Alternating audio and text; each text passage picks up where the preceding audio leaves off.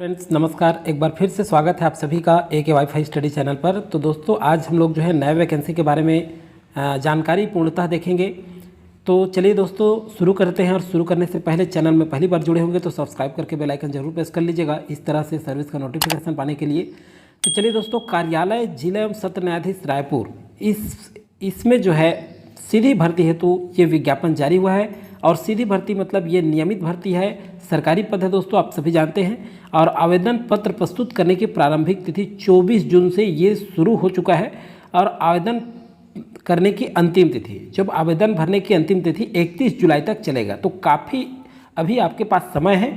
और इसे ऑफलाइन भरना है या ऑनलाइन भरना है, ये सारी जानकारियां मैं आगे बताऊंगा।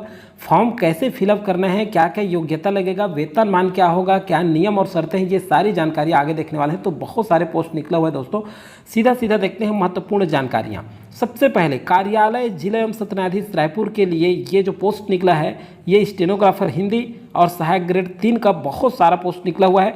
भरने के इच्छुक हैं आप तो शुरू से अंत तक देखिएगा। यहाँ देखिए, ये भारत के नागरिकों से निर्धारित प्रारूप में आवेदन आमंत्रित किए जाते हैं। मतलब भारत के नागरिक मतलब भारत के सभी स्टेट वाले भर सकते हैं इस फॉर्म को, क्लियर हो जाएगा। और छत्तीसगढ़ के जितने भी जिला वाले हैं वो भी इस फॉर्म को फिलअप कर सकते हैं। तो चलिए दोस्तों देखते हैं यहाँ पर वर्गवार कितने पोस्ट खाली है।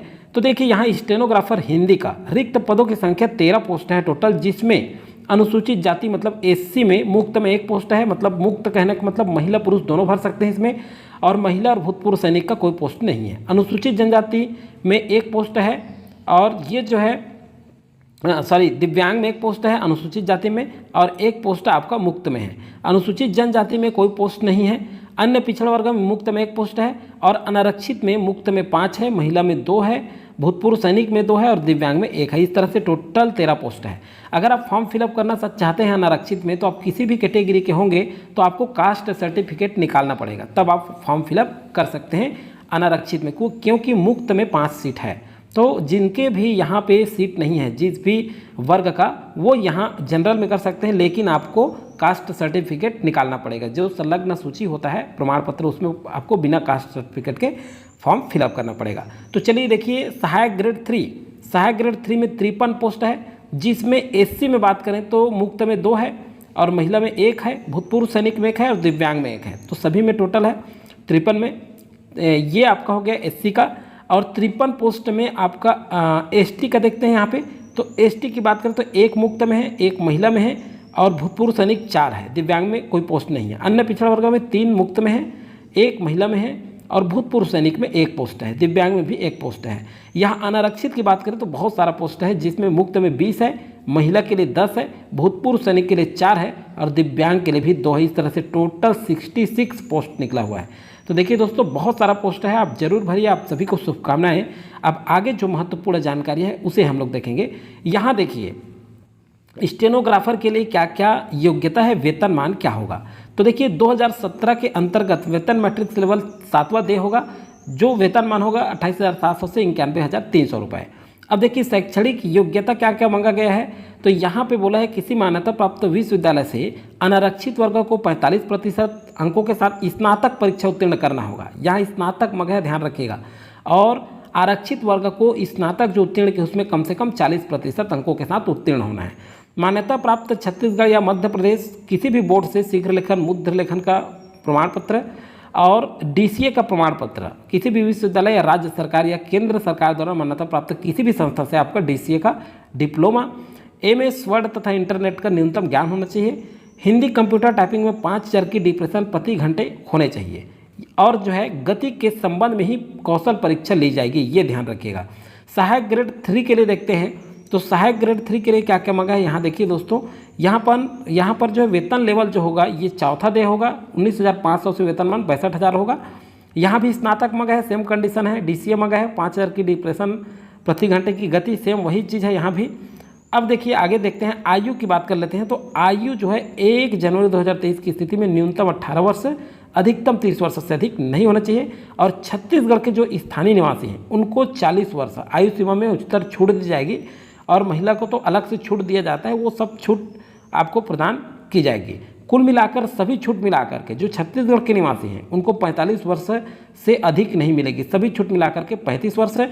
और छत्तीसगढ़ राज्य के बाहर मतलब भारत के अन्य राज्य से जो आवेदन कर रहे हैं उनको अधिकतम आयु सीमा में 30 वर्ष ही छूट मिलेगी, मतलब 30 वर्ष ही रहेगा। 30 वर्ष से अधिक आयु वाले अदर स्टेट वाले नहीं भर सकते।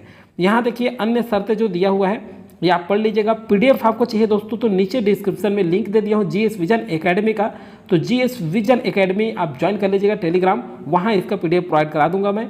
एक चीज़ ध्यान रखिएगा, ये बहुत महत्वपूर्ण है, आवेदन पत्र कैसे हम प्रेषित करें। तो देखिए ये 31/7/2023 तक डेट है, 31 जुलाई तक। बंद लिफाफे में, एक लिफाफा में बंद, एक बड़ा लिफाफा में आप जो है स्पष्ट रूप से ऊपर में लिखना है आवेदित पद का नाम, जिस पद हेतु आप आवेदन कर रहे हैं, जैसे सहायक ग्रेड 3 या स्टेनोग्राफर हिंदी, वो पद लिखेंगे। पद पर नियुक्ति हो तो आवेदन पत्र लिखा होना चाहिए सबसे ऊपर। जिला एवं सत्र न्यायाधीश, ये पता है आपका रायपुर के कार्यालय में, ये स्वयं उपस्थित होना पड़ेगा आपको जा करके, और ये रखे बॉक्स में डाल सकेंगे। पंजीकृत, देखिए पंजीकृत डाक से जो आवेदन मिलेगा उसे स्वीकार नहीं किया जाएगा, ये स्पष्ट कर दिया गया है। तो इस कार्यालय में आपको स्वयं जो है जा करके उपस्थित होकर के क्या करना है, आवेदन पत्र लिफाफा में बॉक्स रखा हुआ है उसमें डालना है, स्वयं मतलब जमा करना है आपको। तो ये तो स्पष्ट हो गया होगा दोस्तों आपको। कौशल परीक्षा की बात देखिए, नियुक्ति हेतु चयन प्रक्रिया क्या होगी, आवेदित पदों के लिए प्राप्त आवेदनों की संख्या अधिक होने पर पात्र अभ्यर्थियों की शैक्षणिक योग्यता, हाई स्कूल हायर सेकेंडरी में प्राप्त प्रतिशत 25% तथा स्नातक में परीक्षा में प्राप्त प्रतिशत का 50% अंक के आधार पर मेरिट सूची तैयार की जाएगी। स्नातकोत्तर तथा विधि स्नातक डिग्रीधारी को एक एक बोनस अंक प्रदान किए जाएंगे। देखिए अगर आप स्नातकोत्तर हैं या विधि में स्नातक हैं तो आपको एक एक अंक बोनस मिलेगा। एक से अधिक स्नातक डिग्री होने पर सिर्फ एक स्नातकोत्तर का बोनस अंक 1 अंक ही प्रदान किया जाएगा। वर्गवार मेरिट सूची के आधार पर ये देखिए अनुपात में चयन समिति, ये चलिए अब समझ में आ गया। 10वीं 12वीं का 25%, आपका स्नातक का 50, अगर आपने स्नातकोत्तर किया है कोई भी और विधि में स्नातक है तो एक एक बोनस अंक आपको दिया जाएगा। कौशल परीक्षा का आयोजन किया जाएगा दोस्तों। तो देखिए मेरिट लिस्ट जो बनेगा आपके मार्कशीट में, जो मार्क्स आए हैं 10वीं 12वीं और स्नातक का, उसी के बेस में आपको बनना है। देखिए कौशल परीक्षा का आयोजन किया जाएगा दोनों के लिए, सहायक ग्रेड 3 और स्टेनोग्राफर हिंदी।